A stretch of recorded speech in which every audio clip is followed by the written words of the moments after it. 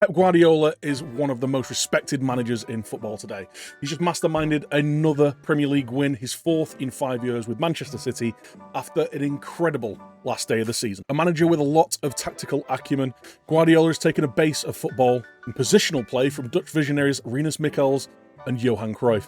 He's mixed that with philosophies found in the high-intensity German Gegenpress system, made famous by managers such as Ralf Rangnick, Thomas Tuchel and Jurgen Klopp. He's also spoken about his admiration for Marcelo Bielsa, and he certainly wears his influences on his sleeve. His style has developed over the years from his incredible Barcelona side in the 2010s. He then moved to Bayern Munich, where they were domestically dominant through the 2010s, and now with Man City, where he's been since 2016, he's playing what some people are saying is the best football that we've ever seen, and he is now currently one of the most influential managers in world football. But is it possible to recreate those tactical ideas and philosophies in Football Manager? I'm going to give it a go. First off though, let's talk about Pep Guardiola, his tactical philosophies, his actual tactical philosophies, how he likes to set up and how he likes his teams to play. So Man City tend to line up in a 4-3-3 system. The 11 players I've got on the pitch right here is a pretty popular starting 11, but they have got such incredible depth and quality when needed. Great back line, but obviously you've got players like John Stones who can come in at centre-back. You've got Nathan Ake. Zinchenko is often found at left-back as well. So very, very rotatable there. You've got Fernandinho who can come in for Rodri. But up front and in those attacking midfield spots is really where they shine. Obviously you've got Bernardo Silva, De Bruyne, Sterling, Mahrez and Phil Foden who are often found in that front five. But when you've got players like Ilkay Gundogan, Jack Grealish, Gabriel Jesus, who can come into that line, help rotate, give slightly different options. Possibilities with rotation are pretty much endless, and they often make changes that impact the game. When Man City move into the final third, they tend to take up a 2-3-5 shape with the two centre-backs sitting deeper, 3 across the midfield, and then 5 up top, but there is a lot of movement in this system. You'll tend to see the wingers really holding their width out wide to help stretch the pitch, make it as big as possible for Man City to play in, and that leaves a lot of space in those half spaces for the midfielders and the wing-backs to operate in and play intricate passes and through balls. Whilst taking up this shape, it gives every player on the ball multiple options, whether they want to play short passes to help keep hold of possession, or whether they want to play slightly more direct balls to help break lines and get in behind. All of those options are there.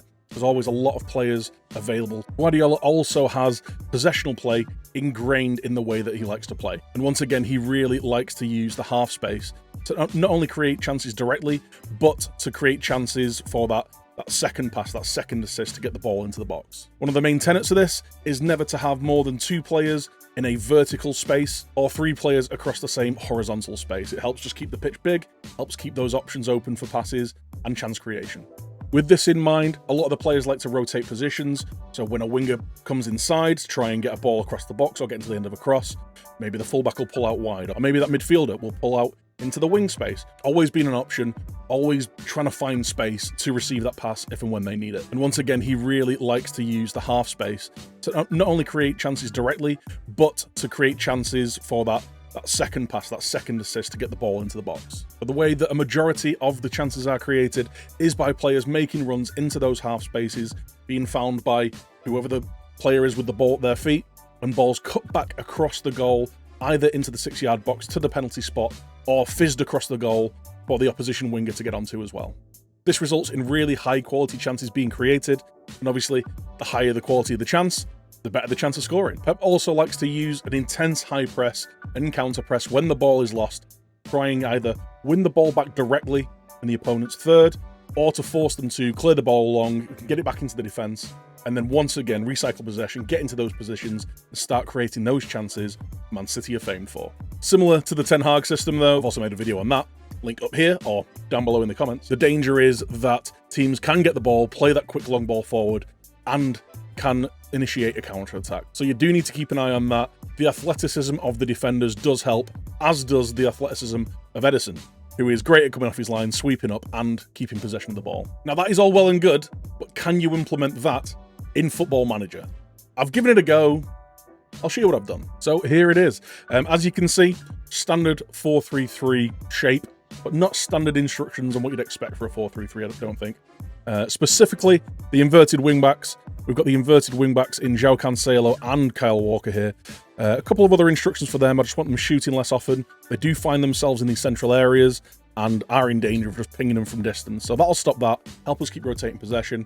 And with those instructions, they do sit in that midfield with Rodrigo and create that 3 in the 2-3-5. With our wingers, right now Sterling and Mahrez, but like I say, there are a lot of players who can come into this system.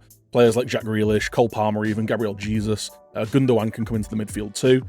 Lots of options in that final third. Not the deepest squad, but incredible quality. I am using inverted wingbacks on both sides to aid with those runs into the channels and those pullbacks, but also I am having them staying wider and shooting less often. So when in possession of the ball, they do tend to hug the touchline, and also when they get into the areas, when they've cut inside, they're not, again, pinging it from distance. They're really concentrating on working those high-quality chances. In the midfield, I've gone for 2 Mezzala options. Bernardo Silva and Kevin De Bruyne, obviously both elite footballers, do often find themselves breaking themselves into the box or sometimes going on the overlap, taking up positions in the wings and playing in dangerous crosses. The Mezzala role just really allows you to utilise that. De Bruyne does get on the end of a lot of chances, does score a lot of goals, does break past people, so I'm using him in the attack, whereas Bernardo is a little bit more reserved and a little bit more of a creator, but he does get a lot of chances on goal as well. And finally, up front, I did toy with using an attacking midfield role or a trequartista. False 9 seems to do exactly what I want though. They do drop into midfield, they do help out like the forwards do with Man City. They will get involved in the build-up play and the creation of chances. They will often drop below the runs of the Mezzalas or the inverted wingers, play them through, but also get on the end of chances as well. So a really good all-round system, and again, it's very versatile in this system. Foden can play there, Sterling can play there, Mahrez can play up front. You even get Grealish or Cole Palmer or Gabriel Jesus, obviously, who can play that striker role. The most important thing is, it kind of behaves how Pep has his strikers performing this year. Like I say, almost being a part of that midfield, but still getting on the end of a lot of chances. Let's take you through the team instructions. In possession of the ball, play extremely wide. Once again, really spreading the pitch, trying to make it as big as possible and as hard as possible to defend against.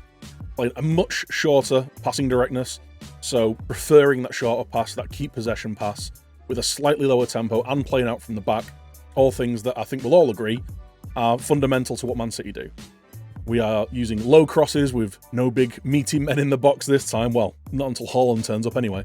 We're working the ball into the box. We are actually dribbling less. And the reason for that is so that players will, instead of trying to dribble past 1 or 2 players, they're more likely to lay it inside or lay it off or play it to another player in a better position and work those nice quick passing movements rather than dribbling and potentially losing the ball. And with the creative freedom, I actually want to limit the creative freedom, which does sound a little counterintuitive with the players we've got available, but I want them to stick to what I'm telling them to do. They have a lot of creativity in their roles, but I don't want them to take it into their own hands when they're in the final third.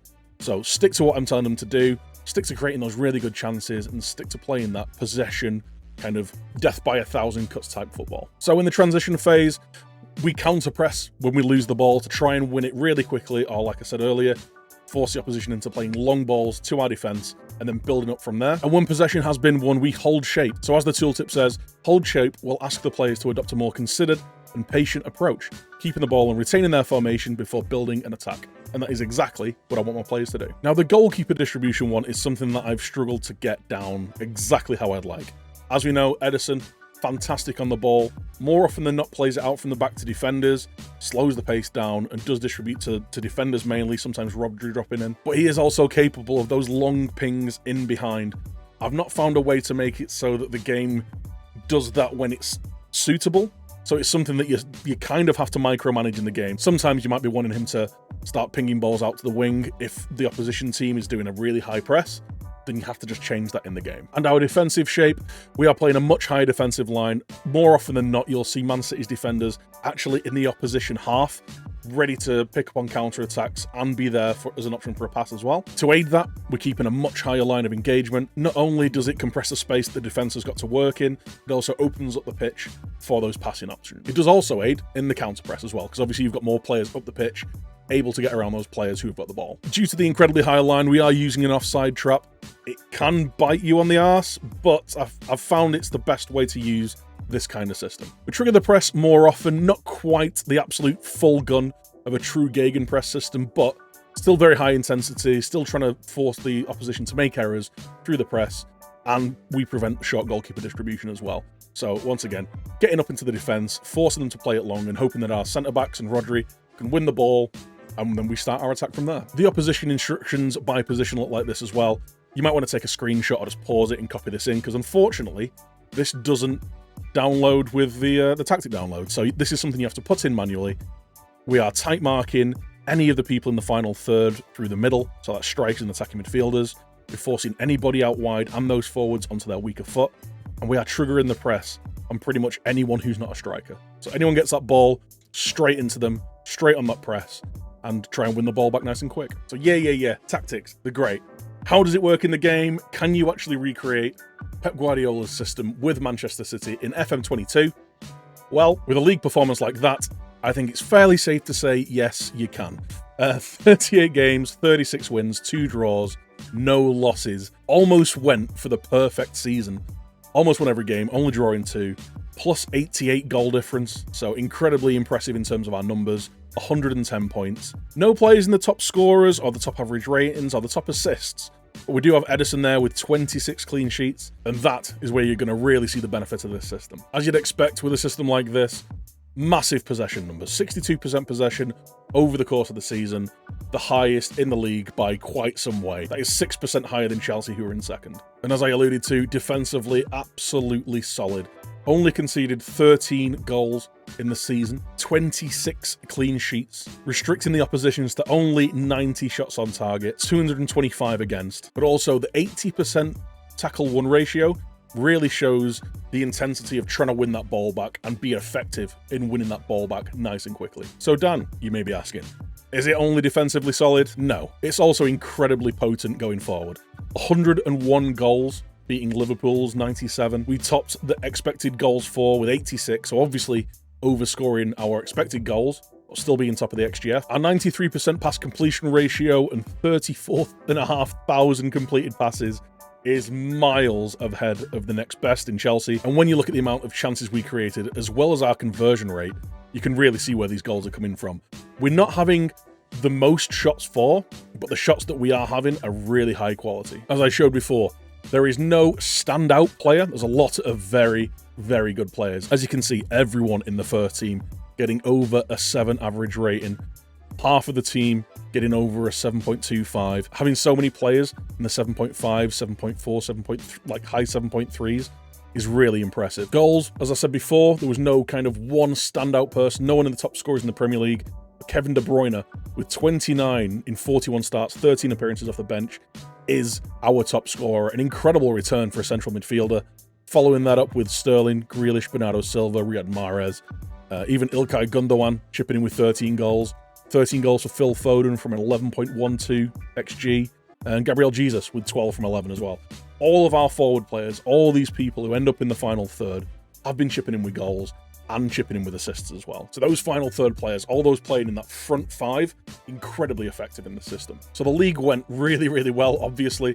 But how did the other cup competitions go? Well, the first trophy up for grabs was the Carabao Cup. The Man City Cup, as I like to call it, went all the way. Beat Everton, then beat Bristol, beat Brighton, beat Brentford. So not the toughest run to the final, where we met Leeds, beat them 2-1 in the final, picked up 1 piece of silverware. And next up was the FA Cup.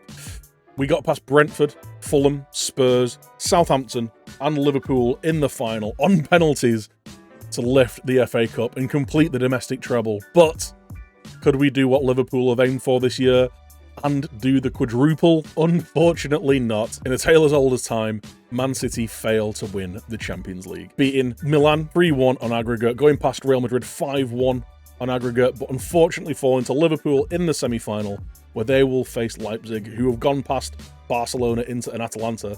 So it could be a really, really interesting tie. There we have it. Another tactic analysed, rebuilt, and I'd say pretty good result. If you would like to try this tactic, there is the download down in the description. You can either get it through the Steam Workshop, or you can go over to the Discord and download it from there. If you do use this system, I would love to hear how you get on with it. Make sure you drop in the Discord, let me know there. Let me know in a comment down below. I'd like to see how this works with other systems as well.